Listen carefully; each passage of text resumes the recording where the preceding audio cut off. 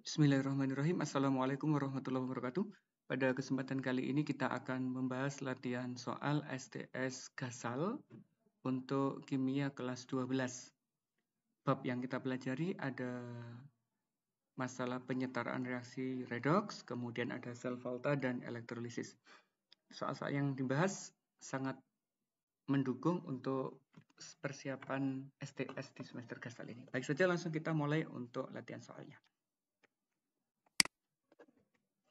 Untuk yang pertama, berhubungan dengan masalah bilangan oksidasi. Nanti kita akan diberikan beberapa senyawa, kemudian disuruh mencari unsur dengan bilangan oksidasi tertinggi. Tentunya untuk menjawab soal ini kita harus paham dulu terkait dengan aturan-aturan yang ada di bilangan oksidasi itu ya. Sekarang bahasnya begini, apabila ada suatu senyawa, misalkan NO, karena nggak bermuatan, maka total dari bilangan oksidasinya adalah 0. Karena dicari adalah N, untuk yang O kita harus tahu, sehingga piloksnya N adalah piloksnya N ditambah dengan minus 2. Minus 2 ini miliknya oksigen sama dengan 0. Maka miliknya N adalah plus 2.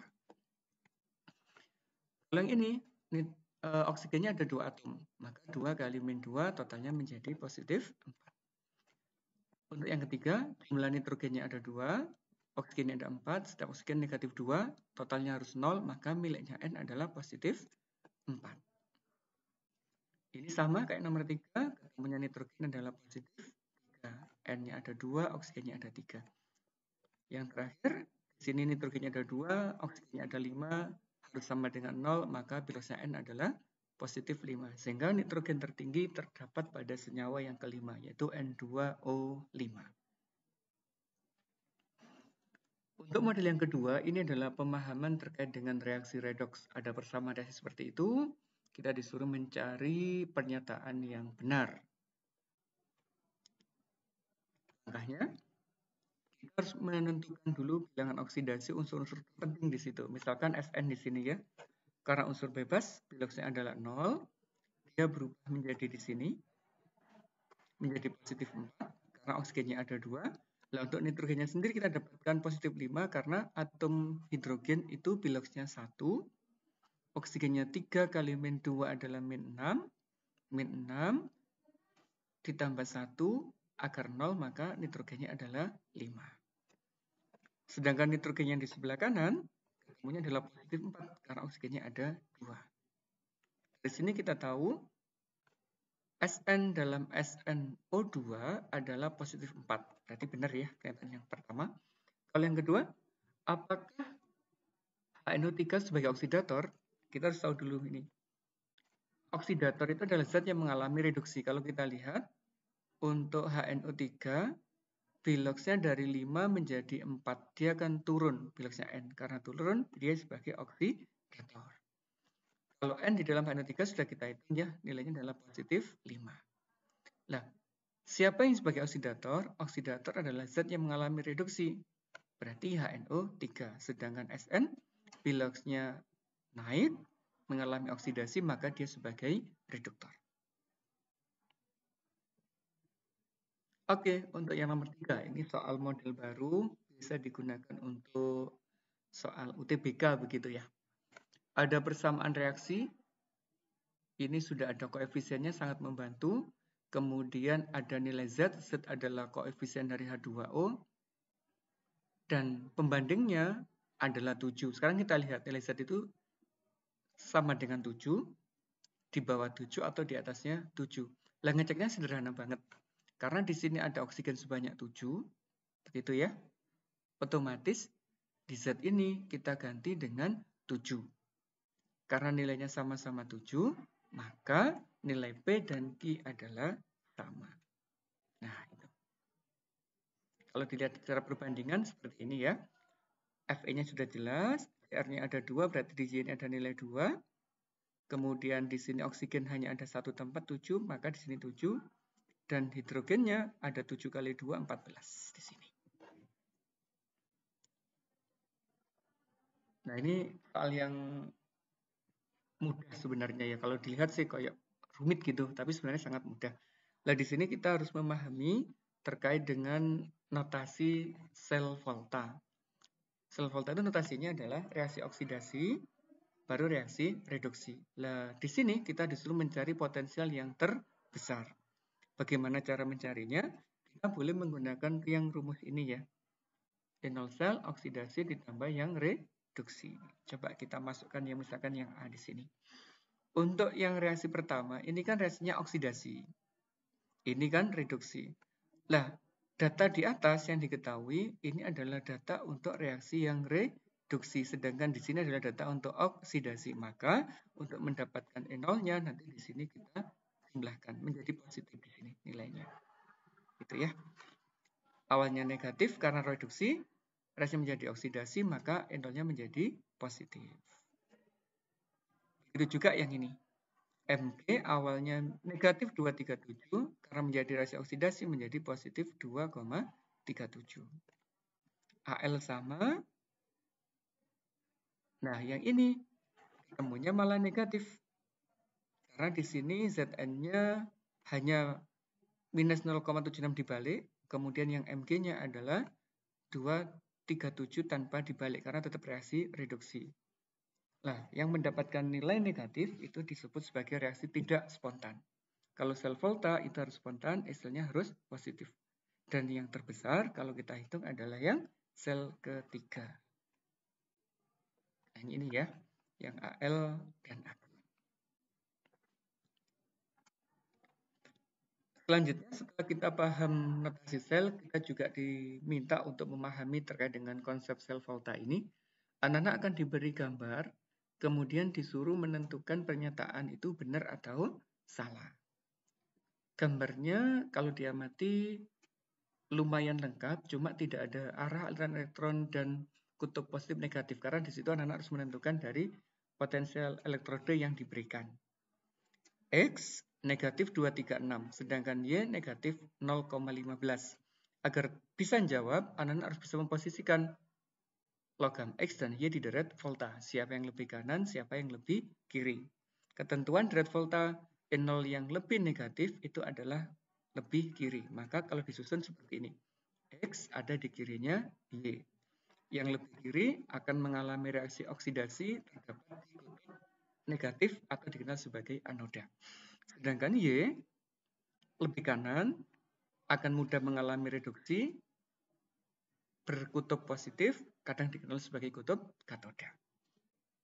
Sekarang kita masuk ke pembahasannya. Apakah besarnya potensial sel adalah 2,51 volt? Kalau kita amati seperti soal yang sebelumnya, maka kita gunakan yang ini rumusnya ya. Yang oksidasi itu kan X-nya awalnya min 236 karena oksidasi dibalik menjadi positif 236. Lah yang Y karena tetap mengalami reduksi nggak usah diubah tandanya menjadi tetap 0,15 negatif, maka hasilnya adalah 2,21. Salah ya berarti ya yang ini ya. Kalau yang kedua, apakah elektron mengalir dari X ke Y? Elektron itu mengalir dari reaksi oksidasi menuju reduksi. Yang oksidasi adalah X, yang reduksi Y. Maka pernyataannya adalah benar. Apakah X sebagai katoda? Salah ya, karena X itu sebagai anoda. Apakah notasi selnya adalah X menjadi X2+? Karena X oksidasi berarti benar. X menjadi X2+, yang Y-nya menjadi Y. Y2+ menjadi Y. Apakah reaksi yang terjadi pada logam X adalah ini? X menjadi X2+ kan oksidasi ya. Kalau kita lihat X ada di oksidasi, maka dia juga benar pernyataannya. Itu nomor 5. Untuk nomor 6, nah ini kembali lagi untuk membandingkan kata menggunakan model soal UTBK ini ya. Ada gambar sel volta, kemudian ada potensial elektrode, ada 2 begini. Terus di sini ada pernyataan nilai P menunjukkan potensial sel yang besarnya 0,20 volt. Benar nggak ini 0,20 volt? Kalau kita lihat ini minus 0,25. Terus yang di sini adalah 0,13.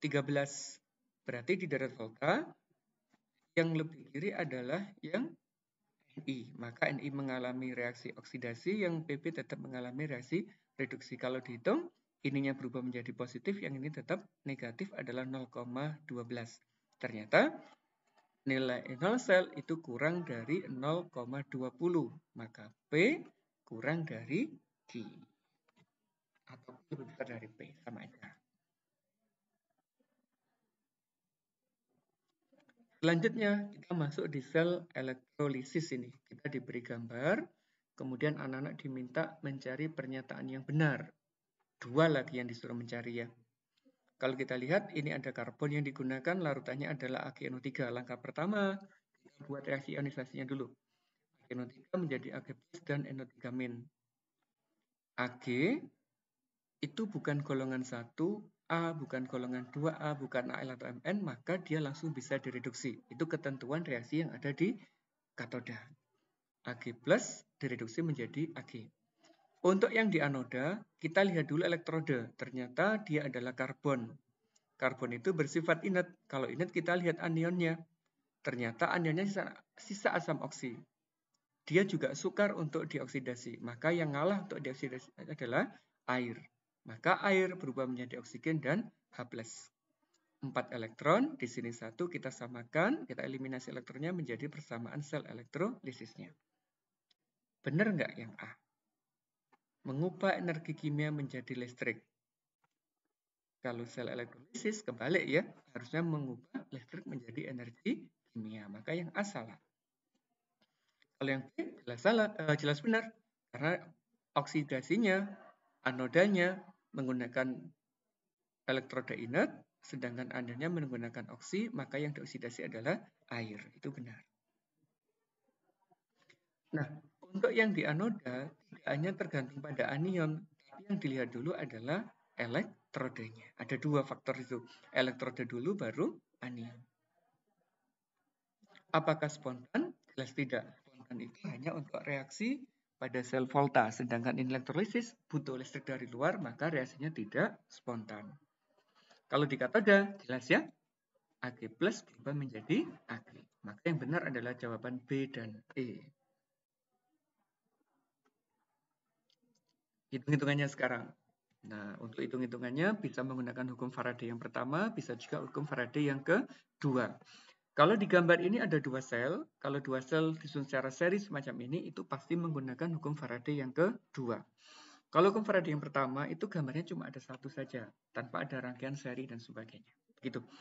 Nah, kalau kita amati, di sel 2 dihasilkan 1,08 gram logam Ag. Berarti Ag di sini mengendap adalah 1,08 gram.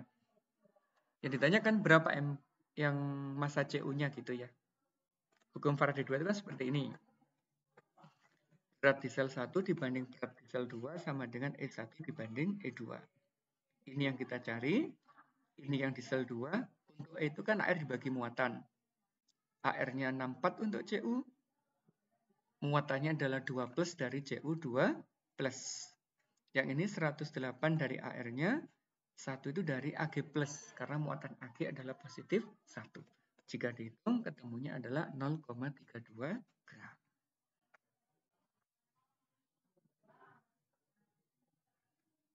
Nah, ini menjodohkan ini ya. Soalnya. Ada gambar sel elektrolisis, kemudian anak disuruh menentukan 1 itu apa, 2 apa, 3 apa, 4 apa, dan sebagainya. Ini relatif mudah soalnya. Untuk menentukan katoda anoda, kita cukup lihat dari kutub listriknya. Negatif, untuk sel elektrolisis, itu disebut sebagai kutub katoda, karena terjadi reaksi reduksi. Maka yang 1 adalah katoda. Begitu ya.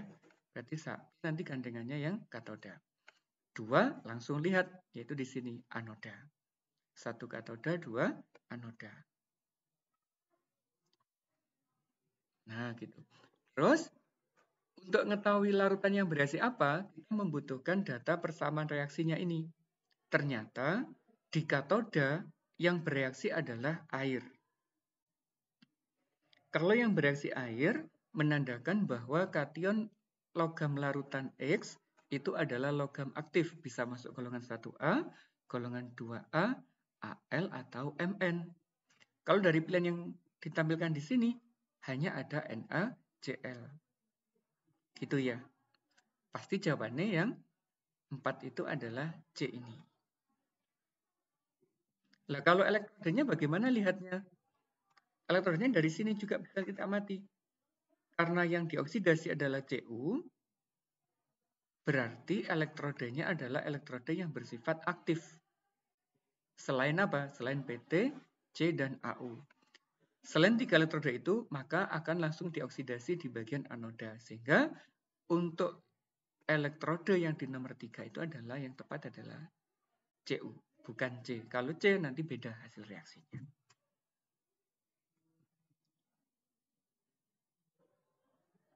Nomor 10, ini soal IC. Pertanyaannya adalah diminta menyetarakan. Kalau menyetarakan kan relatif mudah ya. Langkah pertama, kita bisa menentukan bilangan oksidasinya. Terus kita pilih pakai metode apa gitu. Bisa setengah reaksi, bisa perubahan bilangan oksidasi. Kita cek dulu biloxnya. Ini positif 7, ini positif 2. Ini positif 2, ini positif 3. Perubahan biloxnya ada ya. Yang ini biloxnya turun 5, yang ini adalah naik 1. Kalau kita gunakan yang ini, berarti menggunakan prinsip yang perubahan bilangan oksidasi. Setelah itu, ini dan ini kita kalikan silang menjadi koefisien. Ini dikali 1, tujuannya menyamakan elektron sebenarnya. Angka pengali ini akan berubah menjadi koefisien. Sehingga yang ini 1, yang ini jadi 5. Kita masukkan. Nah, gitu. Terus kita cek. Mn-nya pasti sama. Fe-nya pasti sama. Yang belum sama adalah oksigen. Di sini punya 4 oksigennya. Sebelah kanan belum punya. Suasananya asam. Ketentuannya, sisi yang nggak punya oksigen atau kekurangan oksigen, dalam suasana asam itu ditambah dengan air. Karena di sini punya 4, di sini nggak punya, berarti perlu 4 air. Terus ada hidrogen di sini. 4 kali 2 ada 8. Sebagai ciri asam, maka ditambahkan H+ untuk menyeimbangkan atom hidrogennya. Banyak berapa? Banyak 4 dikali 2, yaitu menjadi 8 H+.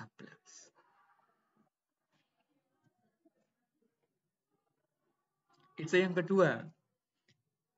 Anak-anak akan diberikan data potensial elektroda ini menggunakan Ni dan Al ya.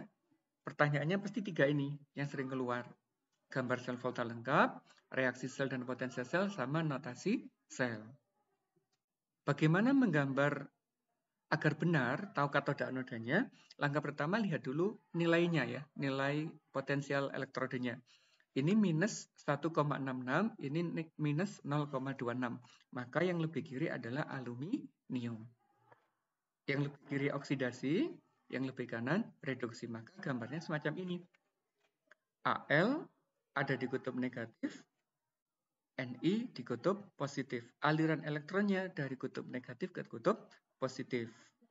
Kalau di larutannya kita bebas ya, yang penting mengandung ion Al3+ dan mengandung Ni2+. Bisa pakai sulfat atau yang lainnya. Dan jangan lupa, agar sel ini bisa terjadi, kita tambahkan jembatan garamnya. Ini gambar untuk sketsa atau gambar selnya. Sekarang yang B. Siapa yang reduksi? Yang lebih kanan, berarti Ni.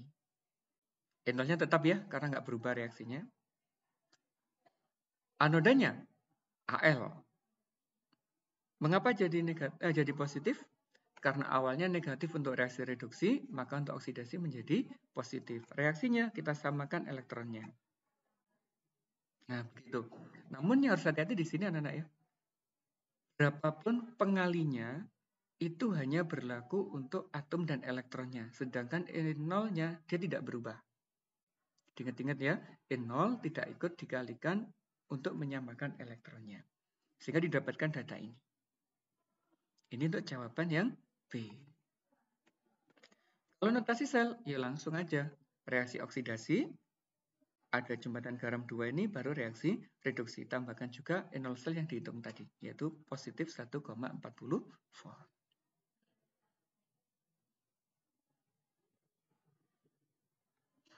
Nomor 12. Ada gambar sel elektrolisis, anak-anak diminta ada 2 ini ya, persamaannya. Dan yang kedua adalah menghitung atau penerapan dari hukum Faraday-nya. Karena gambarnya 1, berarti ini hukum Faraday yang pertama. Larutannya PbSO4, timbal 2 sulfat, kemudian menggunakan elektrode karbon. Kita ionisasi dulu. PbSO4, Pb12, SO4, 2- karbon. Katodanya Pb. Karena bukan golongan 1, bukan golongan 2, bukan Al, bukan Mn, maka dia langsung bisa direduksi. Anodanya kenapa air? Karena ini karbon bersifat inert, anionnya adalah sulfat, maka yang dioksidasi adalah air. Melibatkan 2 elektron, melibatkan 4 elektron, kita eliminasi dengan cara perkalian ini ya. Sehingga ketemulah persamaan reaksi sel elektrolisisnya.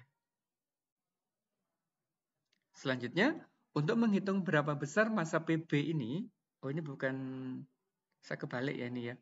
Harusnya yang di sini adalah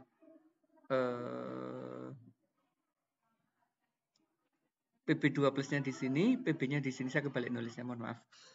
Terus berapa besarnya PB yang dihasilkan, itu nanti kita bisa menggunakan hukum Faraday yang pertama, yaitu menggunakan rumus W sama dengan E itu dibanding 96500. E itu adalah AR dibagi muatan miliknya PB.